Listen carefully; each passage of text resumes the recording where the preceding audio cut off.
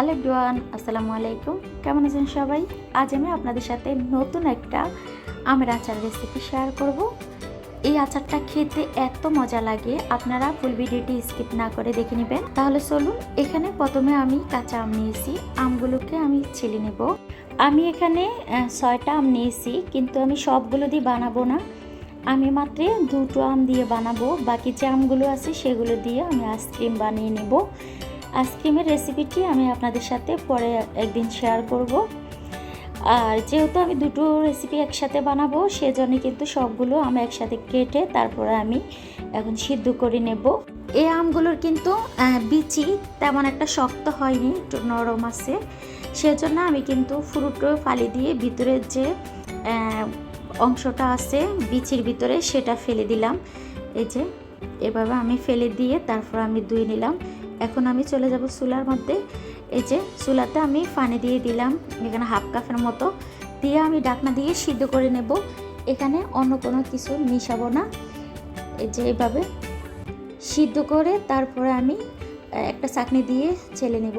এই যে দেখুন অলরেডি কিন্তু সিদ্ধ হয়ে গিয়েছে। এখন আমি এই চাকনিটা দিয়ে ছেঁকে নিব। আপনারা চাইলে চাল দেওয়ার যে জালি আছে সেটা দিয়েও ছেঁকে নিতে পারেন। আর আমি একবারে বলেছি যে আমি সবটা ফিউরি দিয়ে কিন্তু আচার তৈরি করব না, এখানে অর্ধেকটা পরিমাণ আমি রেখে দিব আইসক্রিম বানানোর জন্য, আর অর্ধেকটা পরিমাণ ফিউরি এখানে দিয়ে দিলাম। দিয়ে আমি এখন সাথে পানি আর চাউলের গুঁড়া মিক্স করব। যদি চাউলের গুঁড়া আর পানির সাথে মিক্স করে আপনারা এই আচারটা বানান, সেক্ষেত্রে আমের পরিমাণটা একেবারে কম লাগবে। বলতে গেলে এটা ফাঁকিবাজি আচার। এই যে আপনারা চাইলে পরিমাণ যদি আরও বেশি বাড়াতে চান, সেক্ষেত্রে কিন্তু পানি পরিমাণটা একটু বাড়িয়ে দিবেন।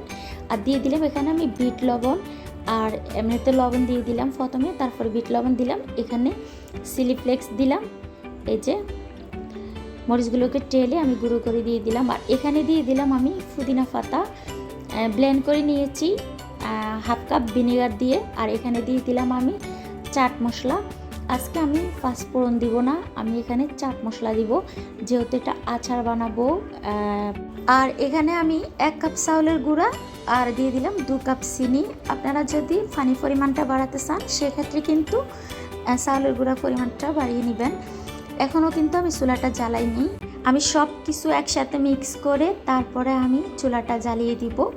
আমি কিন্তু চুলাটা জ্বালিয়ে দিলাম আর অনবরত নাড়তেছি যাতে করে নিচে লেগে না যায়। আর যতক্ষণ পর্যন্ত ঘন না হবে ততক্ষণ আমি কিন্তু জাল করে নেব চুলার হিটটাকে হাই হিটে রেখে। এই যে দেখুন, আর দেখতে তো পাচ্ছেন প্রথমে কিন্তু একেবারে পাতলা হয়ে গিয়েছে, তারপরে জাল করতে করতে কিন্তু এখন দেখুন একেবারে ঘন হয়ে গেছে। এই মুহূর্তে আমি কিন্তু চুলাটা বন্ধ করে দেব। এই যে এখন আমি চুলাটা বন্ধ করে দিয়েছি। আর এদিকে থালার মধ্যে কিন্তু একটু তেল ব্রাশ করে তারপরে আমি এভাবে ছোটো ছোটো করে আমসত্ত্বর মতো দিয়ে দিব। তারপরে আমি রোদে শুকিয়ে নিব, কারণ এগুলো আমি কিন্তু একটু ছিঁড়ে ছিঁড়ে তারপর জোড়া করে নেব, একেবারে আমসত্ত্বর মতো বানাবো না, সেজন্য একেবারে পাতলা করে আমি দিয়েছি। এই যে দেখতে তো পাচ্ছেন। আর আপনারা চাইলে এই আচারটাকে আপনারা আমসত্ত্বর মতো দিতে পারেন, একটা থালা বা 2টা থালার মধ্যে একটু মোটা করে বাড়ি করে দিয়ে তারপরে রোদে শুকিয়ে নিলে কিন্তু আমসত্ত্বর মতো আপনারা কেটে খেতে পারবেন। তবে এটা একেবারে ফাঁকিবাজি আমের আচার, যেহেতু আম কম লাগে, এখানে চাউলের গুঁড়া ব্যবহার করা হয়। আর সেজন্যে আমার ভিডিওটি কেমন লাগছে, ভালো লাগলে লাইক কমেন্ট শেয়ার করে দিবেন, নতুন হলে সাবস্ক্রাইব করে দিবেন। আজ এ পর্যন্ত, সবাই ভালো থাকবেন, আবার কথা হবে নতুন কোনো ভিডিওর মাধ্যমে। আর আপনারা যারা আমাকে সাপোর্ট করবেন, আমি অবশ্যই আপনাদেরকে সাপোর্ট করে দেব, হয়তো একটু আগ বা পর। আজ এ পর্যন্ত, সবাই ভালো থাকবেন, আল্লাহ হাফেজ।